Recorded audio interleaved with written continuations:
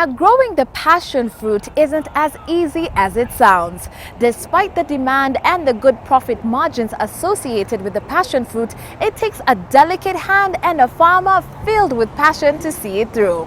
Now, this week, we're in Kwale County to meet up with farmers who are fueling the passion industry. Welcome to another episode of Rescue My Business. I'm Shiko Kaitani.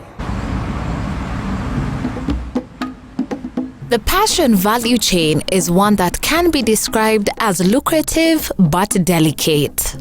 Many farmers across Kenya have testified that passion farming is a worthy business venture, but have also given their tales of challenges with the climbing vine.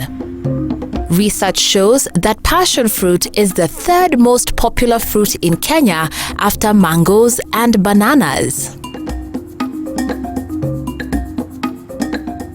The popularity of passion fruits is mainly because it's grown to produce pulp that is used to prepare fresh passion juice or the carbonated types of beverages. Despite the demand by consumers and its attractiveness profit-wise to farmers, the passion fruit is scarce, seasonal, and one that requires much thought and preparation.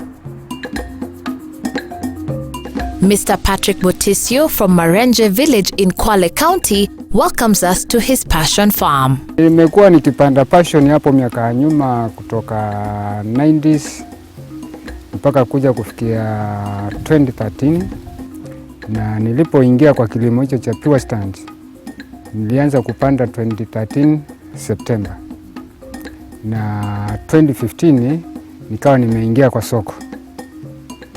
Na nilipoingia kwa soko nilikuwa nimepanda miche 200. Hiyo ni robo eka. Nikiangalia gharama zake zilienda mpaka 48,000. Having been a passion fruit farmer for over 10 years, Mr. Motisio has witnessed good days with his farming, but also some challenges in growing and producing high yields. Nimekuwa nikipanda passion hapo miaka ya nyuma, lakini ikawa sisionei faida yake. Kupanda kwenye miti ni kama kwa minazi. Ukipanda kwa mnazi miaka miwili ule mnazi unakufa. Ukipanda kwa mwembe miaka miwili ule mwembe unakufa, maana huu mmea unabeba zaidi ya vile ule mti ulivyo. Yellow and purple passion types exist. It is said that the purple varieties is mainly produced for fresh fruit market and grows mainly on Kenyan highlands. The yellow types yield more and are more resistant to disease. These are produced mainly for juice extraction and grown in the central and coastal lowlands. Sadly though, visits to various market centers by agricultural researchers around Nairobi, Eldoret, Kisumu, and Mombasa reveal that fewer traders sell the crop compared to bananas or mangoes. Tulikuwa tunapanda passion, na passion ilikuwa soko yake ni mbaya. Maana ilikuwa inanunuliwa ni mabloka, na kuja natunulia passion moja kama hii $1, ukipata wasaidi ni $1.10, na hakuna mahali tungeweza kupeleka kuuza. Ni wao waje wachukue, ndio wanajua wanapeleka wapi. Ukijaribu kusema wapeleka Kongoya, unakuta wale ndio wanawika Kongoya. Sasa ukifika kule unasikia ni ule mkulima kutoka sehemu fulani, na kwa vile hataki kutuhusia, basi hii mali muinunue kwa bei chini ndio na sisi tuweze kupata, kwani wakileta hapa na sisi tutakula nini? Besides inadequate water supply, a major challenge many farmers face in production of the passion fruit is the lack of clean planting material, which must be free from woodiness caused by viruses and diseases.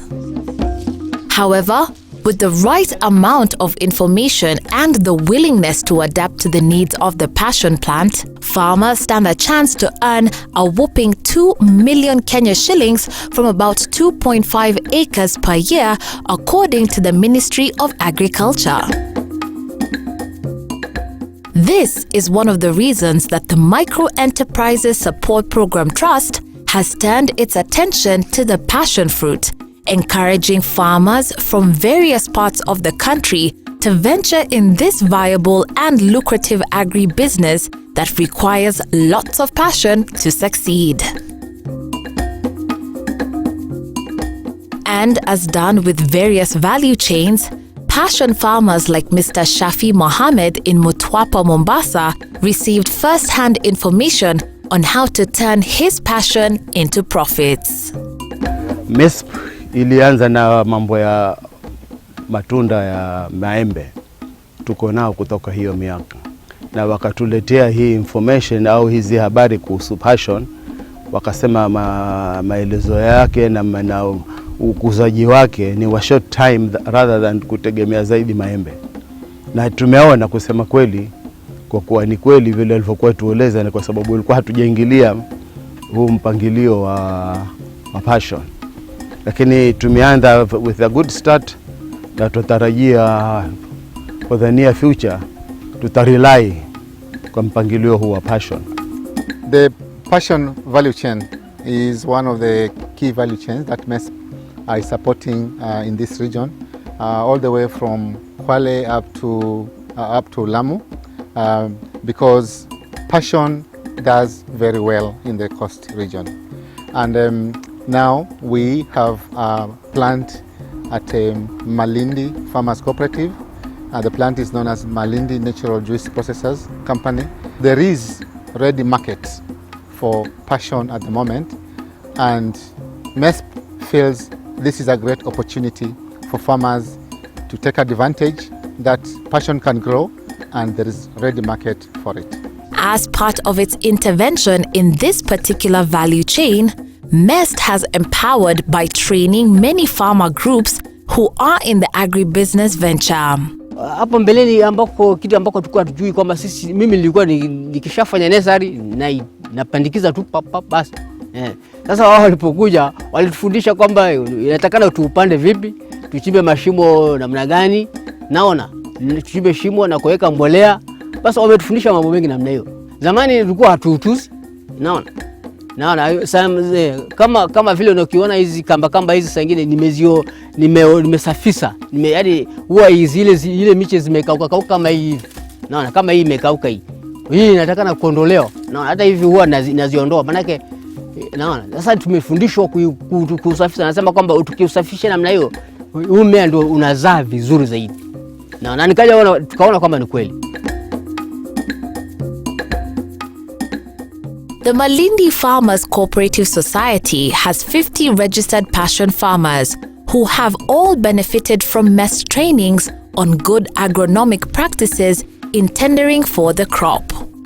Mr. Solomon Nyale, the value chain officer at the Micro Enterprises Support Program Trust, tells us some of the areas of concern that MESP was keen to intervene in the passion fruit farming value chain in the coastal region. Now we are working backwards to ensure farmers are quite clear on how to manage this. This is the yellow passion.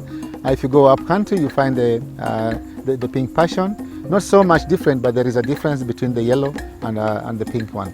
And that's our responsibility to ensure that they are aware of how to manage this crop very well. Passion farming requires adequate water for it to produce high yields.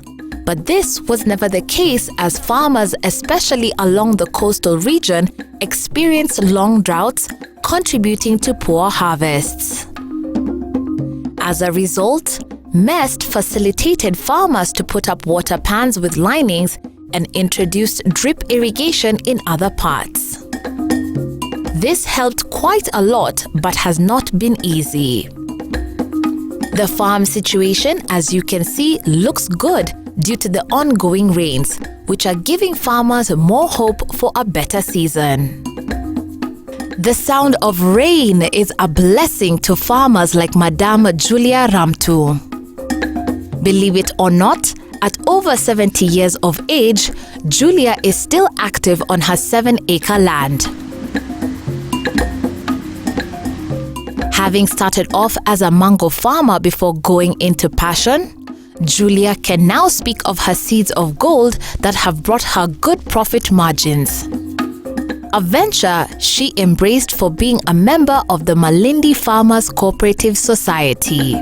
Kakaangu mmoja mkubwa wangu alikuwa ni mwenyekiti wa Malindi Farmers Cooperative, ukuzaji wa maembe. Sisi tukaingia katika hicho chama, tukawa sote wanachama, ndugu zangu na mimi. Lakini kuanzia mwaka jana hali ya hewa kama tunavyoelewa sote ikaanza kuwa ngumu kidogo. Miti ikazoroteka, miembe, minazi, mikorosho.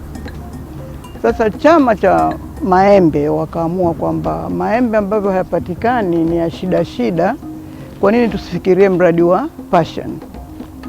Nikaamua nitanunua vigingi vile vinavyohitajikana, mikoko yaitwa mikoko.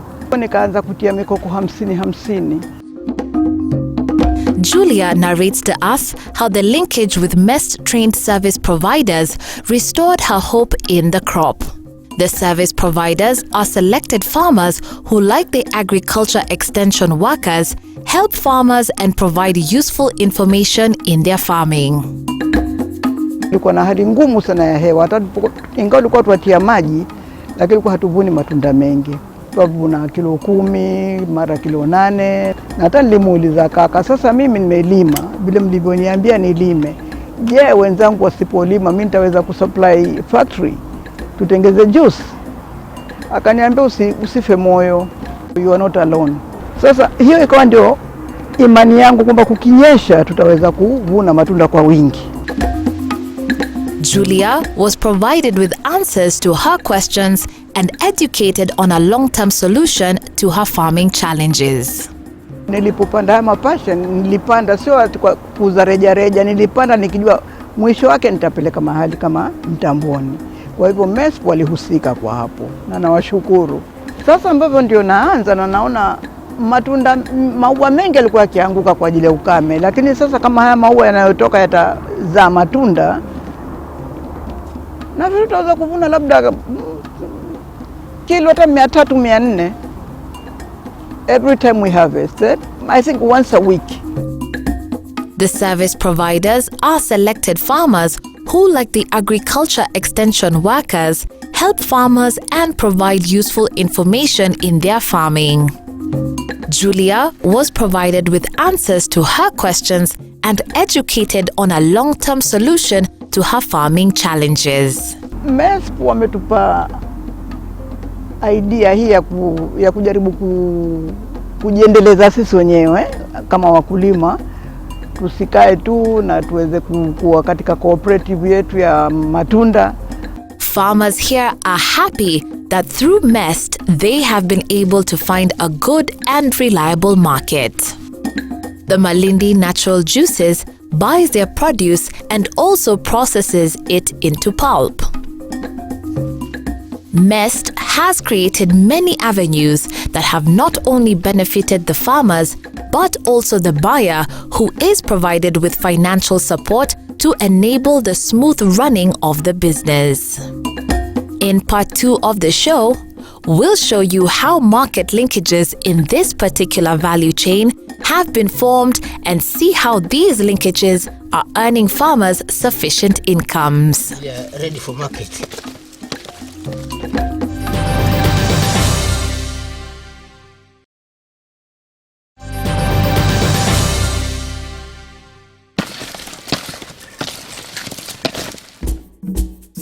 The passion fruit is used in production of a variety of products, and its pulp is not only used to make juices but also used in other different products and beverages. In the beauty sector, for instance, it is used in a wide range of cosmetic products, and food flavors are also derived from the fruit that is rich in vitamins A and C. Down at the coast, the Malindi Juice Processors is the final stop for the passion fruit before heading out to various industries for final processing. As with most fruits, there is an on and off peak season, and the same goes for passion fruits too. At Malindi Processors, production of passion pulp, just like mango, is also an important arm of the factory, flourishing and buzzing when the season is on. The factory provides jobs for the locals and guarantees a market for farmers registered in the cooperative. The availability of the market has significantly reduced post-harvest wastage of fruits and losses.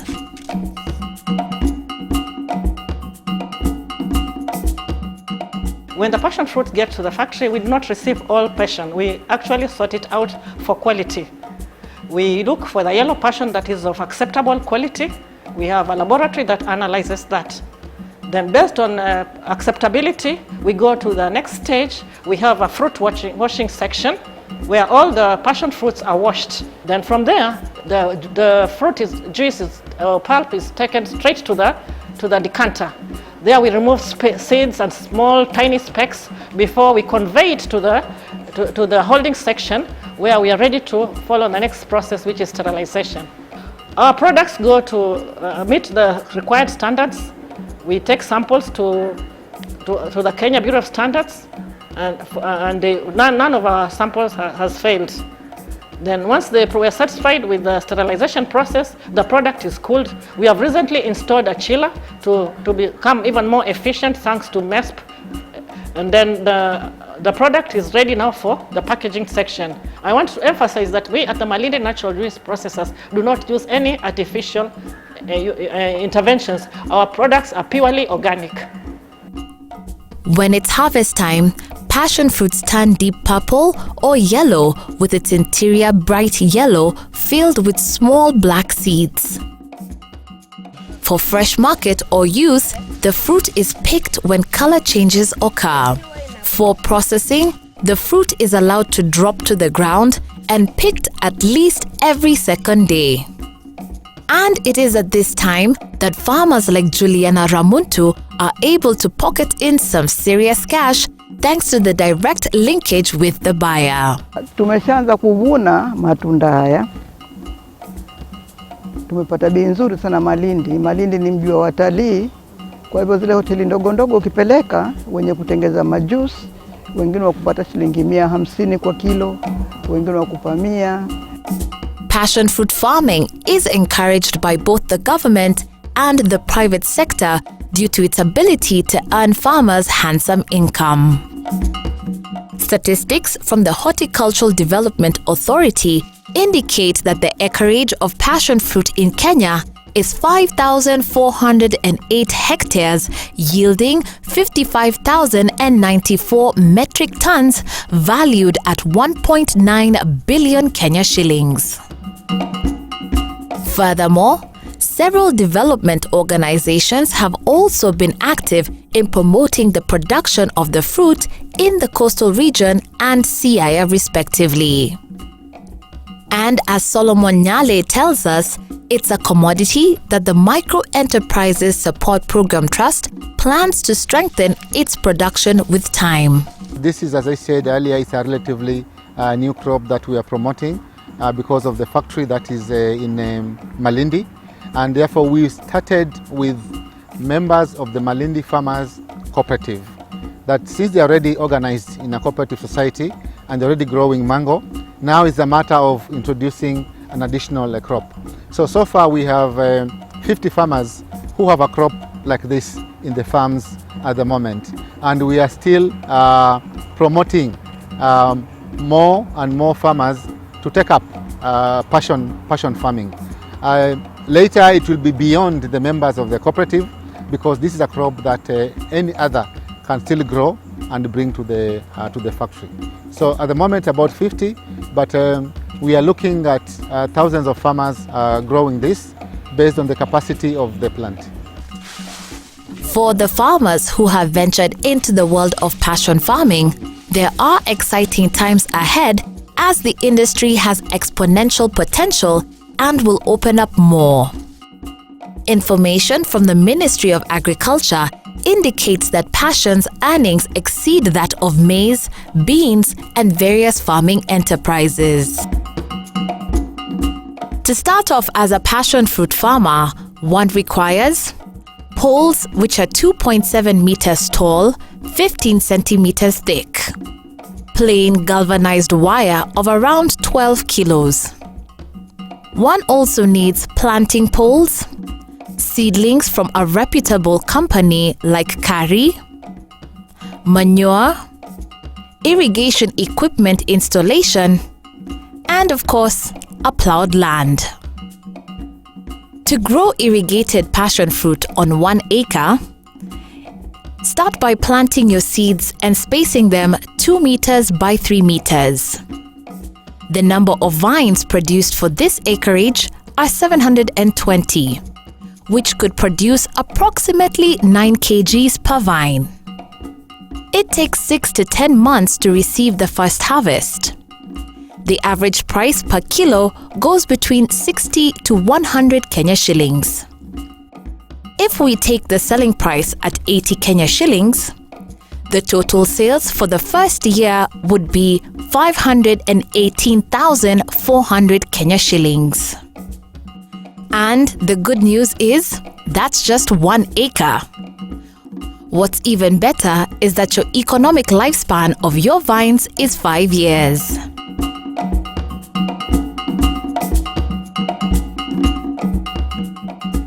Farmers here are grateful that MESPT has introduced a working model that has on board relevant players such as qualified service providers, direct buyers, and financiers. They are also a happy lot since they are equipped with knowledge through many trainings that have helped support their farming journey. With proper care and good farming practices, a high income is not just a thought, but a reality. Now, as you can see, the passion industry continues to grow, with more and more farmers, especially along the coastline, plugging into this lucrative agribusiness. Now, if you too would like ideas on how you too could be a passion farmer or more, simply get in touch with us through the call center that's on your screen or through our Facebook page. We'd love to help. Thanks for watching this episode of Rescue My Business. I'm Shiko Kaitani.